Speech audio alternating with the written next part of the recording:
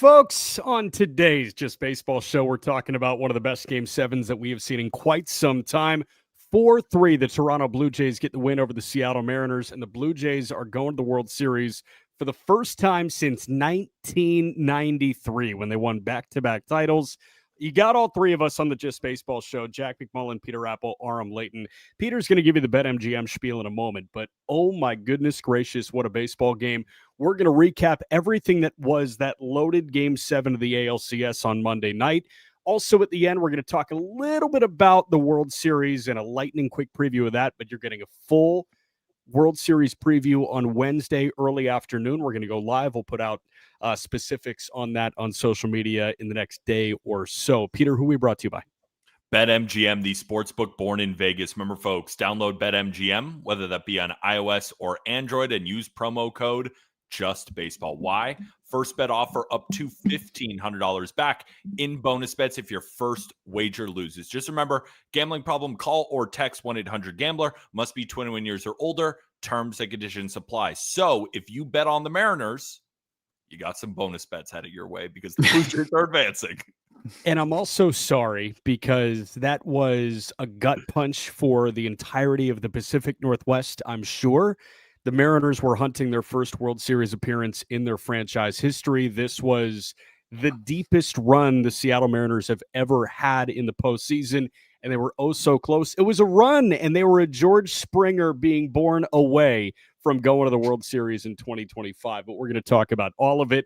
I figure we can save all the frilly intro stuff. Let's just talk about this baseball game. Peter, can you give us the rundown? Absolutely.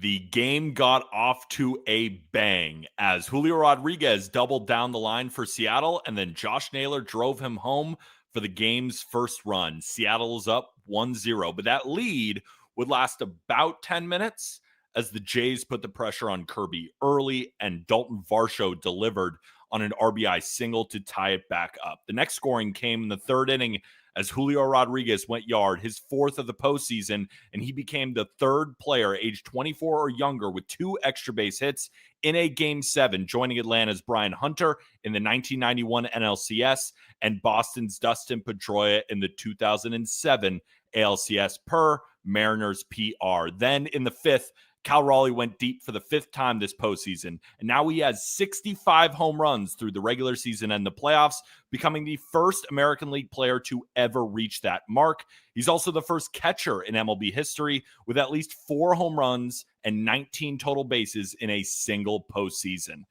But in the bottom of the 7th, Brian Wu walks Addison Barger, then gives up a single to IKF. Andres Jimenez bunts them over, and Dan Wilson brings in Bizardo to face George Springer. Springer takes a 1-0 sinker, rocks it to left field, staring as it flies into the seats. A 3-run shot, an entire country erupts, and the Jays take a 4-3 lead. Chris Bassett to Jeff Hoffman to end it, just like we all envisioned. George Springer, speechless. Speechless, Aram. It was beautiful. That was like it was like he was reading a story to us, like a novel. It was Game 7. I had to bring the write-up. I had to make it pure. It was great. It was great. I mean, it just felt like poetic with the Springer aspect of it. The postseason performer that he is, but taking it off the knee, the drama behind it, whether you want to put validity to it or not, it clearly was something that, the Blue Jays took personally as it pertains to what they perceived to be the crowd reaction in Seattle once he was hitting the knee. That aside, it's just incredible to be back on the field. They were doing variations of like heat and vibration, like with the machine on his knee just to be able to play. I don't even know what that does, but your knee's got to be all kinds of messed up if you need it vibrating and heated at the same time. They went every single time you're not hitting. They went to Wakanda to get the vibranium, and they put it on his knee, and it worked. I mean, it worked. And then you saw the value of adrenaline, like the fact that he's jumping up and down the first base line because of how great he felt. But I mean, he hit a mistake pitch, he crushed it, and I mean, it felt almost like too obvious in that moment, which is what makes it even more, I think, poetic and incredible. But that was as awesome of a series as you could have wanted. I know Mariners fans are going to be feeling it because, they had 2 shots at it to close it, including one at home. But that's baseball. It is really hard to close good teams out. I know a lot of teams were in position in history to close it out in Game 6 and then lose Game 7. But man, I mean, you couldn't have asked for anything more out of the American League side, especially with how unfortunately boring the National League side was. So baseball fans deserve this. Actually, Peter asked for tighter games, so you could have had a lot more, right? Peter wanted tighter games throughout the entirety of the ALCS. I regret sending you that text that I wish these games were just a little bit tighter, because now he's going to hold it over me for the entire time. One thing that I do want to point out, I picked the Mariners to win this game. And what I hung on was history, that since MLB adopted the 2-3-2 format, the team to lose the first 2 games at home had only advanced 3 other times out of a possible 27. 4 out of 28 now. Congratulations to the Toronto Blue Jays. What a game. I told you your data and trends were stupid last night. And what do? You don't listen to me. You ride the Mariners, and look at us now. The postseason's about people. And George Springer just very much proved that if you want people in the postseason, you get a guy like George Springer on your baseball team. George Springer just hit his 9th career go-ahead homer in the postseason. That guy's hit 9 go-ahead homers in the playoffs in his career. The other note, the lone guy that has been to the World Series on Toronto's roster, this comes to us from our great Twitter account at justbb_media. He's the only position player on the Blue Jays roster that has been to the World Series before, and he's the guy that got them there. I love the whole debut album thing, but sometimes you got to play the hits, and you got to go back to that 3rd album that was great. And George Springer is that 3rd, 4th, 5th album. And you know what? He just found the fountain of youth over the course of this postseason. And it, like, the fact that he had that knee issue sprinkled in there proves to you that this guy is undeniable in the playoffs. Like, no batted ball off the knee can deter George Springer from being an all-time dude. This guy is an all-time dude in the grand scheme of the MLB postseason. And it does feel like an injury, backs against the wall, puts these guys in a better position. I think about last year with Freddie Freeman going into the World Series, right? A bum ankle. And then what does he do? He wins World Series MVP. George Springer gets hit by a Brian Wu 96-mile-an-hour sinker on the knee, and he's wearing it in Game 6. You can tell he's just not feeling well. And in Game 7, I didn't even think he looked fully healthy, but he just found something extra and hit one of the biggest home runs in the history of the Toronto Blue Jays franchise. Another cool stat from our Twitter team: players to hit a go-ahead home run in Game 7 while trailing by 2 or more runs. Yogi Berra in the 1960 World Series Game 7, and George Springer 2025 ALCS Game 7. Just 2. Blue Jays, they have Joe Carter. They have this. Whatever they actually get to the World Series, it's the most dramatic way possible, Aram. Yeah, and the coolest part, I mean, I'm sure Blue Jays fans are hoping they can win it the same way too. What I'm fascinated by is the fact that he is, George Springer, maybe one of the best World Series, specifically World Series performers we've ever seen.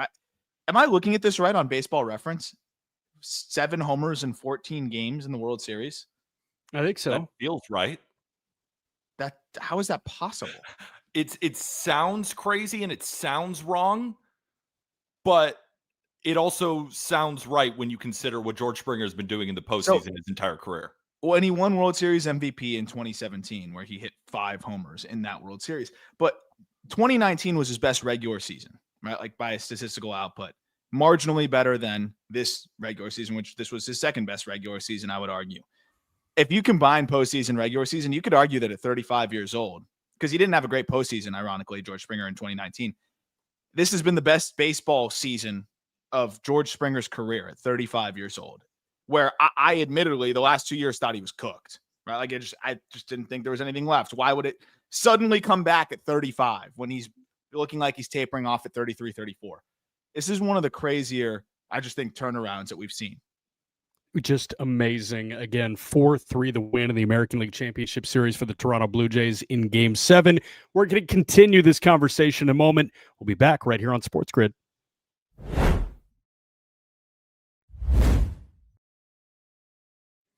Got all three of us on the Just Baseball Show. Jack McMullen, Peter Apple, Aram Layton, recapping a 4-3 win for the Toronto Blue Jays to send them to the World Series against the LA Dodgers.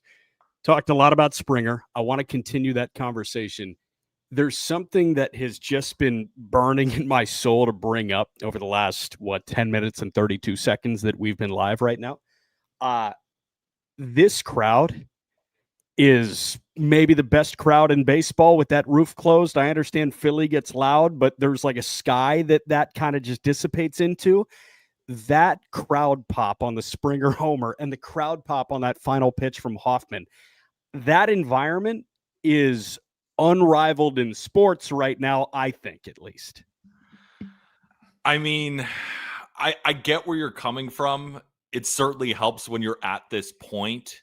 Yeah, and the foghorn helps too. Can I add that? Like, that horn does wonders for that environment. Because I'm thinking, if this home run happened in Philly, or this home run even happened in Seattle, or, most ballparks, they would have gone wild. But I get what you mean. And I even tweeted out when he hit the home run that it felt like an entire country erupted. Like, besides just the fans in the stadium, you could hear an entire country yelling, and we got all of that volume. It did feel like, even listening on the broadcast, that was such a tough environment to play. And the Blue Jays had the best record in the American League at home. That's why it was so shocking to lose those first two. But obviously, it's going to be hard to continue to beat Toronto at home. Wild, Arm. I think when you've got, I'm trying to think of indoor stadiums where teams have been that competitive and it can get that loud. We haven't had a lot of examples recently, except most of the roof teams, the Rays, the Marlins. I'm thinking about the Rangers, maybe a Globe Life Field. Those are probably pretty loud. That stadium is like a mall, though. I know. When Syracuse football is right, it's over. Well, that's not going to happen again now, I think, for a little bit. But relax. No, that was as cool as an environment as we've seen, and I think Seattle it was a similar story where that's what just made this series so cool. Like, opposite ends of the continent, you have all of these crazy wrinkles within it. Two teams that are trying to snap this, and fans where you could feel the desperation every time they went back and forth, whether it was in Seattle or Toronto. You felt that desperation in different ways from the fans, and you could see that it was dawning on the players too, and they were playing with that level of desperation that I think made this series, one that we'll remember for a really, really long time. I was thinking about it, going into Game 7, like, which team is more equipped to be able to, give the Dodgers the best test. And what I ultimately settled on was just whatever team's hotter, and I just feel like this Blue Jays team with these two games, like, they are heading into that World Series, at least with some, I'm not going to use the word momentum, because I think that's, anyone has momentum going into the World Series, but with the bats really heading in the direction that you want them to. When you look at the at-bats from top to bottom of the lineup, all the guys doing what you want them to do, I think a little bit more clarity with your bullpen, and even saying, hey, maybe we can go to Chris Bassett, because now that sinker at 94, 95 actually works at leverage. Like, they have a little bit more clarity there. Trey Savage, you now, not that you didn't already trust him, now you really trust him. Like, there's even more clarity, and I think that helps a team that had a lot of kind of, what are we going to do here and here and here, and then they're raking. So I think the Mariners had the starting pitching if everything clicked to make it work, but I think that would have been ambitious at this point, because none of their starting pitchers went like beyond the fourth inning besides Bryce Miller. So I do feel like the Blue Jays are the team to give them the best test, and they're heading there with, I think, the best idea of what they can do. Arm, staying on that point real quick, Vladdy was just announced as the ALCS MVP. Understandably so, deservedly so. Who are the unsung heroes of this ALCS for you on Toronto's side?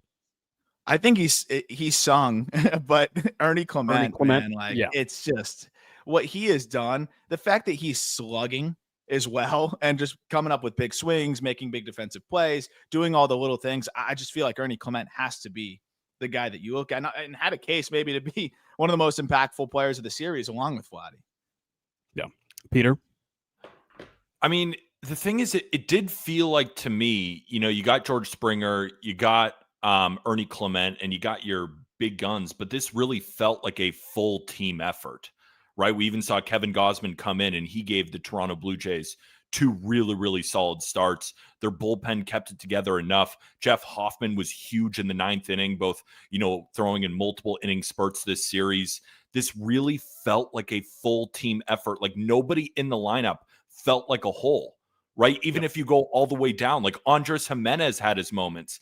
Addison Barger had a couple of Exactly. Addison Barger had a couple of big time home runs. So to me, we could talk about specific players, but I think what's made the Blue Jays so good all year is exactly what we saw in this series specifically, a full team effort. And when you get them and they start building off one another, that's when they get nearly impossible to beat, because you feel like it's just an avalanche where everybody's hitting you with punches and punches. And then you just have Vladdy and Springer in the middle, sending them all home.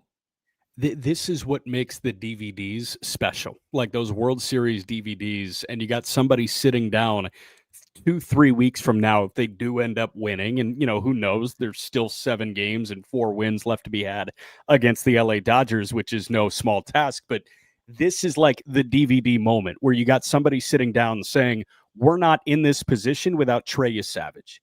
We're not in this position without Jeff Hoffman getting right at the right time. We're not in this position without Alejandro Kirk getting right at the right time in this postseason run. And to your guys' point, it feels like there are so many guys that got right in this moment. I hate that it was Bassett because I wanted it to be Scherzer so badly, but I kind of love that it was Bassett. It's just great that you had that unassuming guy get it done in a leverage 8th. And you know what? Credit to John Schneider. We got about a minute left in this segment. John Schneider just managed a heck of an ALCS. It felt like the leash was extended when it needed to be. It felt like the leash was cut a little tight when it needed to be. Tip of the cap to John Schneider, man. This guy was on the hottest seat in baseball coming into play in 2025. They were 20 games back in the division last year in 24. And here they go this year, and they're going to the Fall Classic with the same manager that was on the hot seat. So, again, we got about 45 seconds. Arm, you got a quick thought on John Schneider here? I mean, I thought this last game was a perfect example, but you got to give credit to the pitchers who actually went out there and did that. But, just what he got out of Bieber, and then going from, Bieber to Varland in that spot, then to Dominguez, to Gausman, who was great in that spot. And then again, to trust Bassett before handing it off to Hoffman.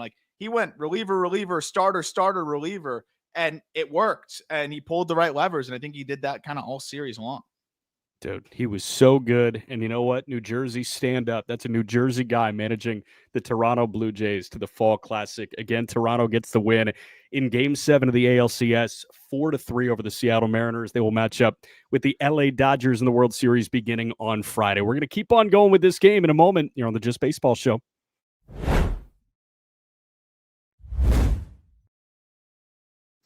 All right, Just Baseball Show continues here. Blue Jays get a win. They're going to the Fall Classic against the LA Dodgers. I want to pivot the conversation for a moment to Seattle, and then we can get back to Toronto here, because Seattle, it was a heck of a season.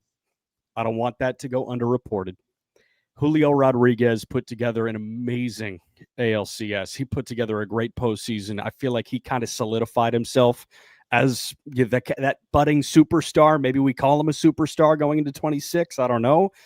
Cal Raleigh, you know what? I know it was a rough Game 6. He homers in Game 7. Seattle played a heck of a series, man. This was, and I mentioned it off the top, a total gut punch of a series for Seattle, who was hunting their first World Series appearance ever. They remain the only team in Major League Baseball without an appearance in the Fall Classic. It's really, really tough because they were right there. And I did feel like, and I'm curious what you guys think, I think the Mariners had the better roster. I think from 1 to 26, you're probably taking their rotation. I think you're definitely taking their bullpen. And when it comes to the offensive numbers, they really weren't that different. And we also know that home runs oftentimes win out in the postseason. And the Mariners were one of the league leaders in home runs, right? They outslugged the Blue Jays during the regular season. But then you could argue, well, did the Jays have a better lineup because they led Major League Baseball in batting average, in on-base percentage, in contact rate? And it was a really fun back and forth kind of a chess match. And that's why we saw it go 7. But it's got to feel so tough because You can make a real argument this was the best team in Seattle's history. Of course, we already talked about it the other day, that team that set the record for wins in the regular season back in 2001. Now there's certainly an argument with this team not getting past. It's just got to be a knife to the heart because they were right there. They were winning this game until that big swing. It felt like they were going to win this game. And I mean, and we can talk about, like, if you deploy Munoz in that spot, Munoz ended up getting hit around the yard a little bit and then even got bailed out by a 105-mile-an-hour line out double play. So we can Monday morning quarterback that thing all we want. Munoz, like, maybe it would have been different if he was up a run, but I think the consensus was you go to your best arm in a spot where you got 2 on, top of the order, 1 out, whatever.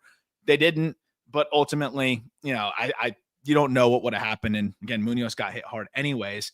I still feel like you have to look at this year if you're a Mariners fan. And I think feel really encouraged. I know they don't want to hear it right now, but you have the core of players here that, I don't think are going anywhere. Of course, Julio and Cal are as good of a 1-2 punch now as you've got, just about anywhere. But then you wonder what's going to happen with Gino and Naylor. They're going to try to probably keep the latter. But I still think you feel really good about the 1-2 punch. The rotation's still in control. The bullpen's still really good. And you'd hope that they'd use some money to go make some signings because they definitely generated a lot of revenue through this Game 7. And they finally showed some willingness to be aggressive, I think, at the deadline. I thought they were rewarded for it. I still think if you go all in at the deadline and you lose in Game 7 of the ALCS, I think you're validated in going all in at the deadline. So I think it was all worthwhile. I think Naylor ended up being one of the best pickups, of the offseason. Gino, it didn't go great, but that's why the market didn't end up being that much for rental bat. I don't think you're going to lose sleep over what you gave up there. All things considered, they didn't compromise the future. They still have one of the best farm systems. They were 1 game away from the World Series, and you hope that you can get back there. But there is work to do this offseason because you're going to lose Naylor, you're going to lose Suarez, and that's not easy pieces to just make up. It's brutal because the wound is so fresh, but you have to call this a resounding success in terms of a season for the 25 Seattle Mariners. But again, it feels terrible saying that because we're about 24 hours removed from the most gut-wrenching loss of these guys' lives and this fan base's life. So I understand why it hurts to hear that, but this was a big-time success. You say they're gonna lose Naylor, they're gonna lose Gino. For sure, they're losing. Not lose, but when you go into the offseason, you're subtracting them from the lineup, and you either have to add those guys back or add somebody else. It's not like they're there until taken off. They're not on anymore, and then you have to go and add them back. You got to be right. I'd be very surprised if they let Naylor walk. I feel like he became a fan favorite. Like, that fan base is going to demand that he returns. Great postseason for him. Great addition during the regular season. Was one of the reasons that they were able to win the division at the end of the year. Because remember, it was a battle against the Houston Astros. And you could tell he loves it in Seattle. You listen to any of his press conference and he's just glowing about the city, glowing about the fan base, and they love him. I feel like he has to return. Now, Gino Suarez, who knows, right? He didn't exactly leave a great mark on Seattle, except for that enormous home run. So maybe they'll remember that. But it does feel like, knowing Seattle's tendencies, they're not a team to spend. Is it likely that they bring both back? Probably not. It seems like, though, it will be Naylor, but of course, I'm just guessing. But it feels like he has to be a Mariner. And you just wonder what that core being this good does to the front office in terms of decision making. Do they say, okay, we were so close, let's push? Or that was good enough. By matter of chance, we'll get further next time. That's a good way to go about it. I wonder if this is going to make them hungrier or if their appetite is already fine. We're going to keep talking in a moment next on the Just Baseball Show.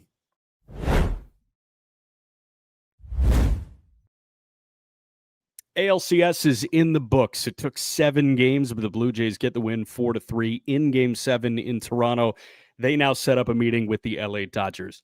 At the end of the show, we're going to do, again, a brief World Series preview, but we're going to save the whole World Series preview for our podcast and YouTube audience on Wednesday early afternoon. It's going to be a 1 o'clock Eastern live on YouTube and X on Wednesday, and we're going to be doing a full, exhaustive World Series preview between the Dodgers and the Blue Jays. But we're still here recapping Game 7 What else jumps out to you guys about this one? Because honestly, there was theater from the outset too. I do want to revisit that top of the first Naylor thing where he like jumps in the way of a double play ball, because that was hilarious and that was kind of quintessential Josh Naylor.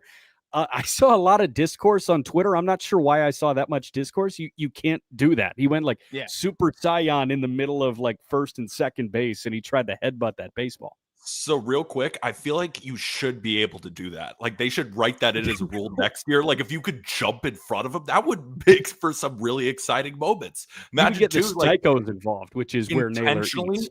If you know that your runner is not stealing late in innings, just put the biggest dude you have on. Like I could imagine a guard ball moment where they pinch run Jackenzie Noel and he just leaps and stops a double play in order for them to win. Like I'm moving towards wanting that to be a rule. Do the hands need to stay below the shoulder? Hands can't go up. That's a good question. It has to be like a handball in soccer. Like the wall in soccer. Yeah. You got to have hands. And the inadvertent hand contact is okay if you make an effort to shield the hand from the ball. Yes.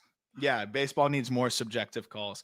I think the big thing, and I'm just looking at it in this series, and I think when we do our previews, and I know something that Peter always points towards, and I think it was very valid in this one, was the defense, right? I mean, we look at what the Blue Jays were able to do defensively overall, and they're a team that can really go get it in the outfield. They had IKF in there for a reason. I think David Schneider would be a better offensive option, but IKF is the combination of IKF and Jimenez up the middle is fantastic. The Mariners booted a lot of balls, and in one game, 3 errors that really hurt them. I think they made 6 errors in this series, and we knew going into it that was probably the biggest gap between these two teams, right? It was probably, if you go like department by department, offense, defense, pitching, whatever it may be, by far.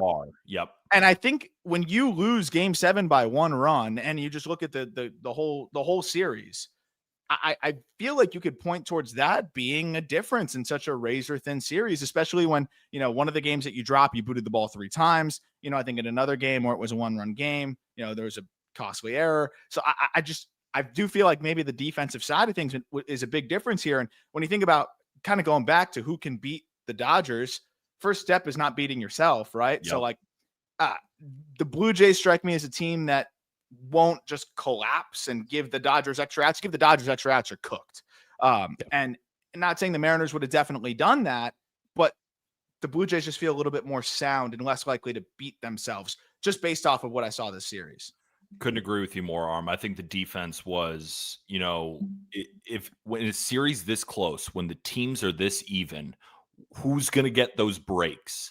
And when you're the Blue Jays and you're making more contact than any other team, facing a defense that finished 26th out of 30 teams in fielding run value, you're going to get a couple extra bases. Mm-hmm. And in a series that goes 7 that's decided by 1 run, maybe those couple extra bases start to add up. Now, Seattle's defense wasn't at fault in Game 7, but they certainly were in Game 6. Yeah. Maybe if they made some plays, we wouldn't be having this episode. This episode would be the World Series preview between the Seattle Mariners and the Los Angeles Dodgers. Another edge, and I think it leads us into some of the decision-making from first-year manager Dan Wilson.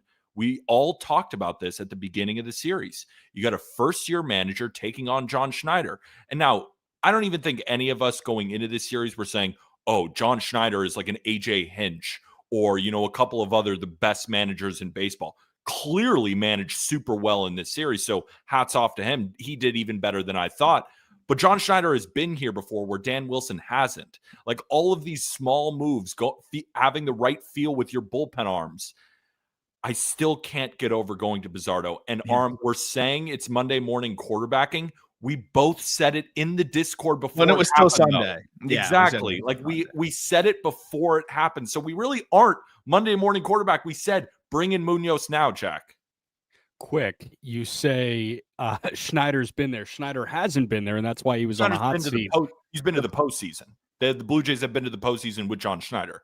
Sure, but he hasn't been like in this magnitude. But I'm just saying he's been in the postseason. Dan Wilson has not. Yeah. I do think like Schneider has had the opportunity to learn from mistakes. Like there was a lot of hindsight conversation that we had a couple years ago. And I think like where it's like, oh, why did he do that? And there were some early polls. Remember the Barrios thing? Yep. And like, now Dan Wilson will probably reassess, talk to his mentor, talk to people in the front office and say, what could I have done better, in that game, managing those games. And I'm sure he'll apply it next time.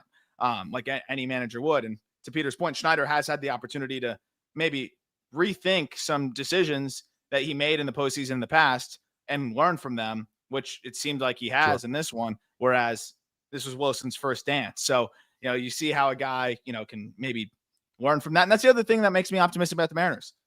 They're going to get back there with players with more experience, a manager with more experience. And I think they have every opportunity to get back to, the same position next year. But I think you see the value of a manager that, maybe learns each time they got there and clearly was much more comfortable this time around.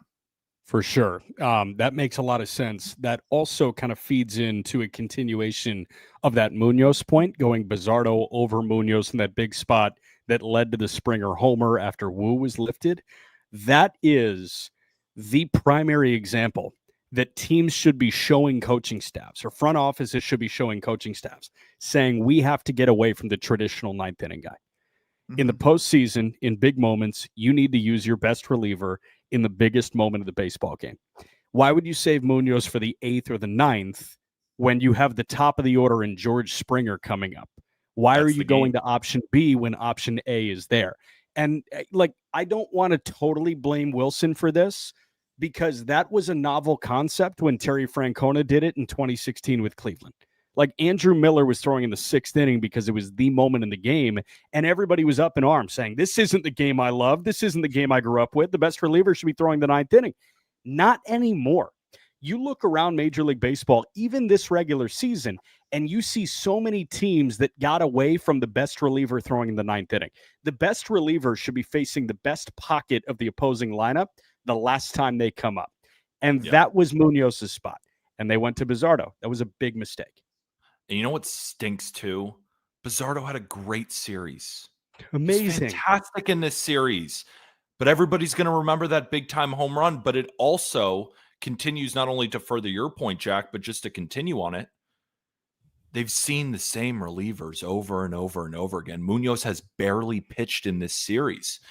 And did that affect... It's also crazy. And did that affect his inning? Right? He hasn't thrown in a while. So not only has he not thrown in a while, you're putting in a guy who's basically thrown every single game of this series, multiple innings, has faced all these guys every time. At some point, a guy can't be perfect the entire time. So it's not even just not going to Munoz. It's going to the guy who they've seen over and over and over again. And all it takes is one mistake in the playoffs, especially to an offense like the Blue Jays, especially to a postseason performer like George Springer. Yeah. One mistake. And he was almost due for one because of how good he's been, as horrible as that sounds.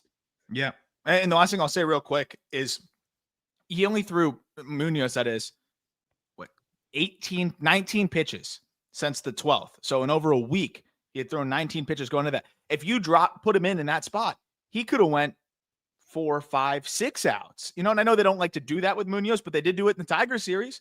So not only could you have used him, yes, a little bit early, but he could have bridged you to the 9th potentially if he was throwing well, because you could have got, 4 to 6 outs out of him, not just the regular 3. And it was already 1 away. So he definitely could have given you 5 outs and got you to that last inning. So that's the other part of it that I think makes it even more peculiar, is he was fresh.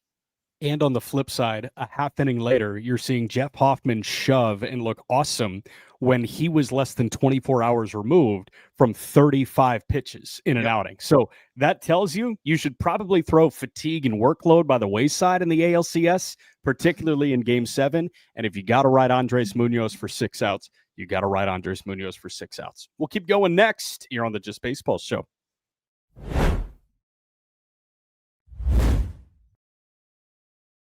Final touches on Game 7 of the ALCS. Again, Toronto got the win 4-3 over the Seattle Mariners. I also kind of want to start with our soft preview of the World Series. Again, full preview is coming on Wednesday early afternoon at 1 o'clock Eastern. We're going to be live on YouTube and X with that.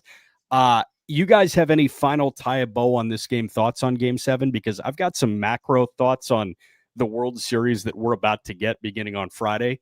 And I'm so ridiculously excited for this one. Judge Ohtani last year in Yankees Dodgers had some serious gravity. This has some more like unique global gravity that I'll get into it. Peter, you got final thoughts? Just one final thought too on the Bizzardo and Brian Wu. Like, I think it should be noted too that, and you can't blame Brian Wu, but you're going to walk the 7-hitter and Addison Barger, and then you're going to give up a hit to IKF to even set up that inning anyway. I just think to myself, not that Brian Wu should have been out of that ball game, but he was pitching so well. And then to see that kind of start to fall by the wayside, like, you can't walk the leadoff guy. And as soon as that happened, I was like, oh no, I even texted in the Discord too. And I was saying to myself, this is going to get ugly. And then George Springer sent that final note. Yeah, I couldn't agree with you more.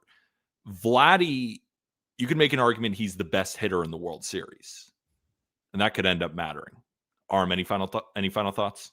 Yeah, well, my only concern with that is, like, did Ohtani just awaken, in that last game? But I mean, in terms of the body of work in the postseason, yeah, I mean, nobody's riding into the World Series swinging it better right now.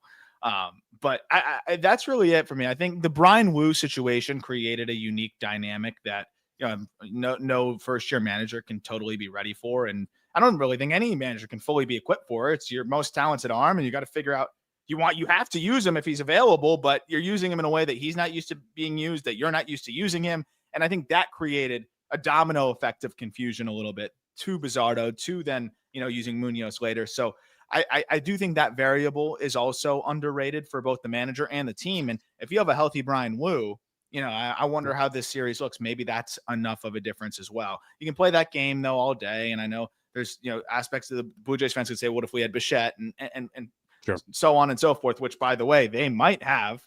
Apparently he took some BP and looked good. So that's my biggest takeaway. 4 days before we get going on Friday. Blue Jays did this without Bichette. And another reason why I feel like this is the best team and the best chance against, the mighty Dodgers is you're adding a guy that, even on one leg like Springer, I'm going to bet on his ability to put good at-bats together and hit the ball hard.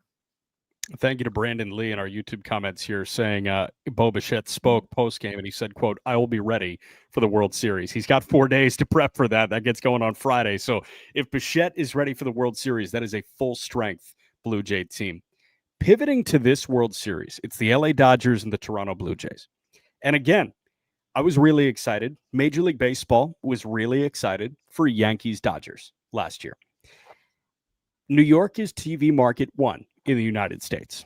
LA is TV market 2 in the United States. Here's the deal. We've got a team not in the United States that is playing.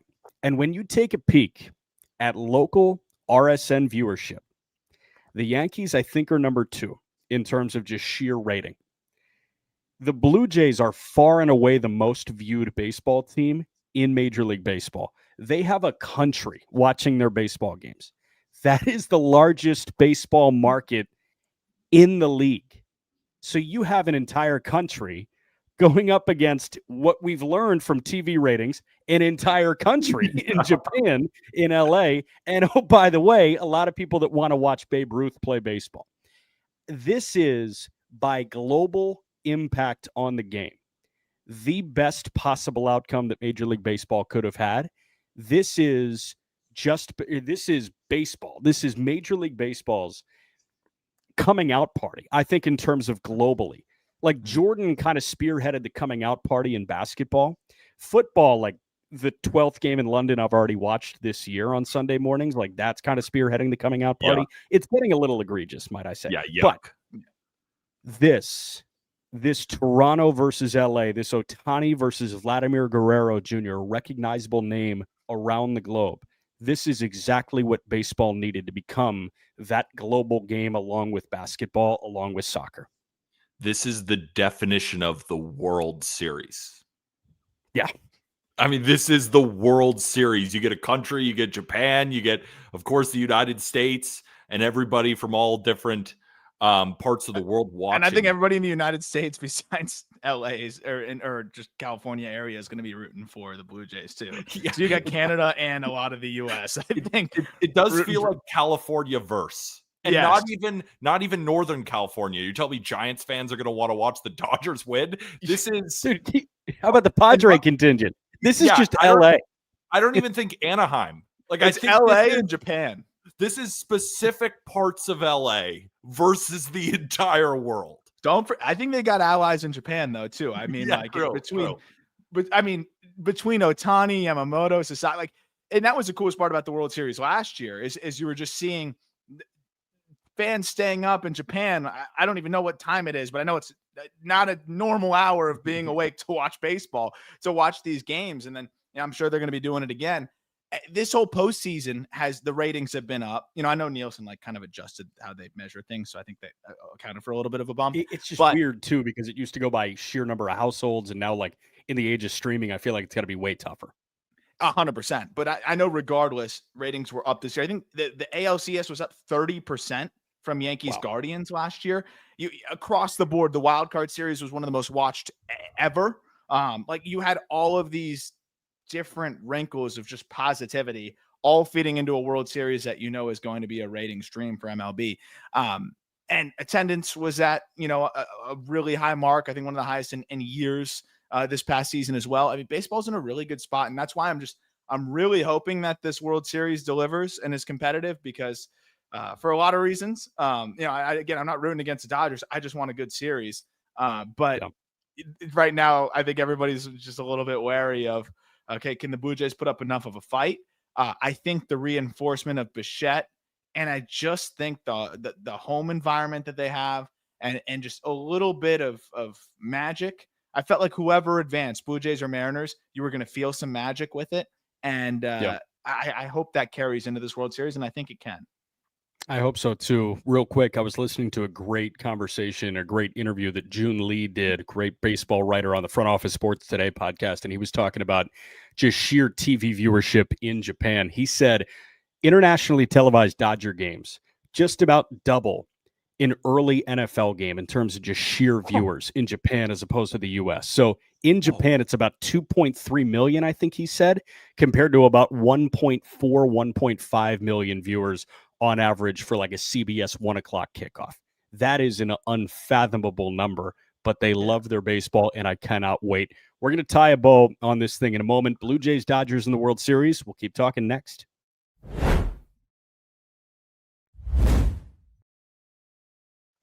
Okay, we were talking TV ratings and what they could be. They are going to be absolute behemoths this weekend and going into next week in the World Series, Dodgers and Blue Jays.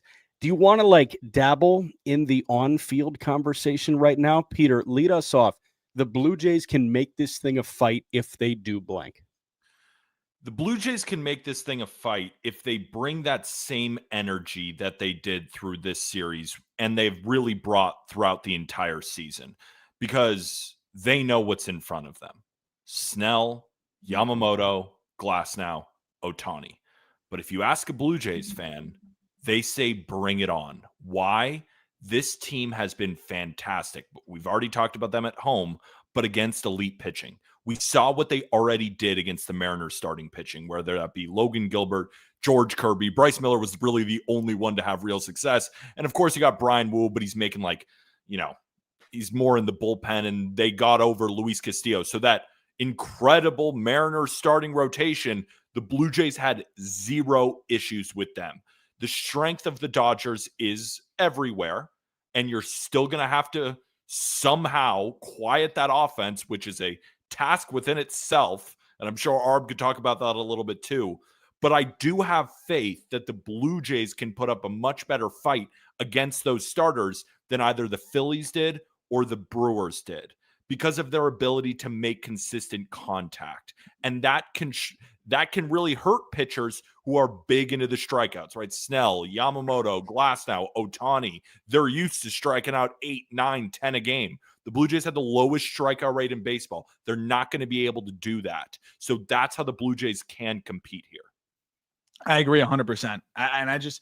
It's baseball at the end of the day, and I don't think the gaps between these teams are so ridiculous that if the Blue Jays are continuing to swing the bats well, that they can't, put this Dodgers team on their heels.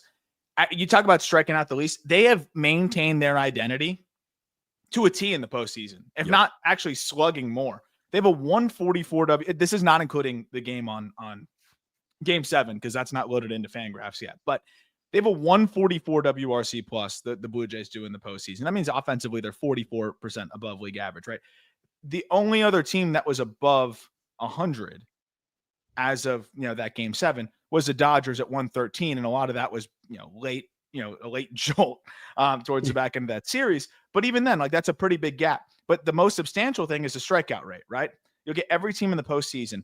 The only team, and this is a wild card sample, so that doesn't even really count. The only team that was remotely close to the Blue Jays' 14.5% strikeout rate was the Padres at 19%. And then you have the Dodgers at 23.7%.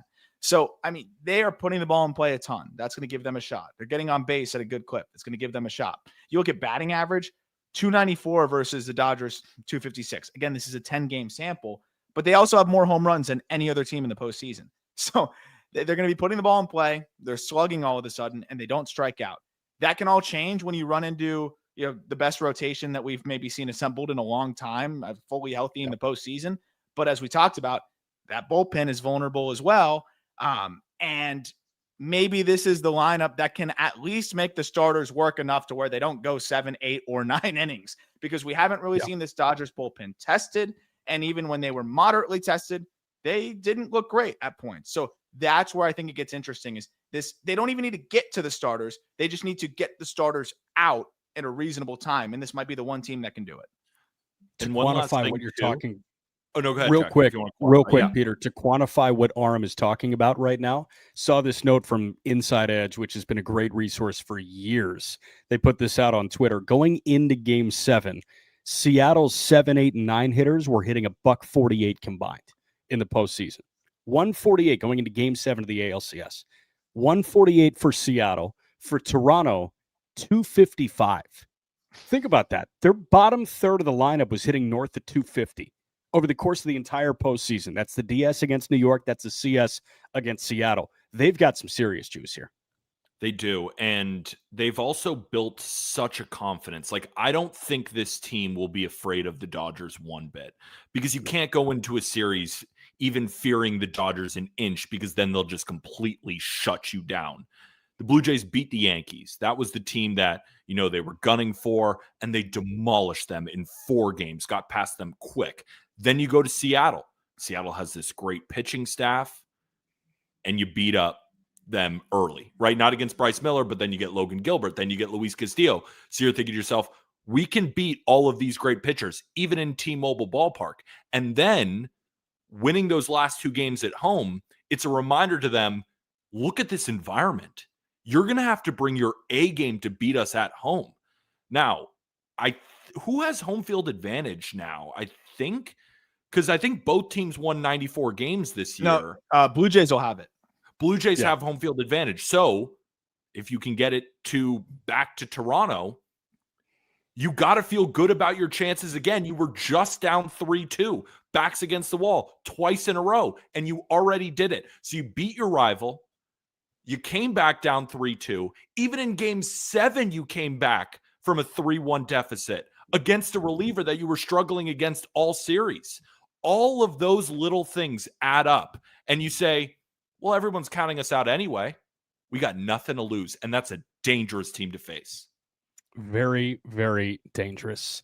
That's Aram. That's Peter. I'm Jack. Every link you need is in the episode description. We thank you so much for joining us. Blue Jays get the win in Game 7 of the ALCS. They will face the Dodgers in the World Series. We will talk to you very soon here on the Just Baseball Show.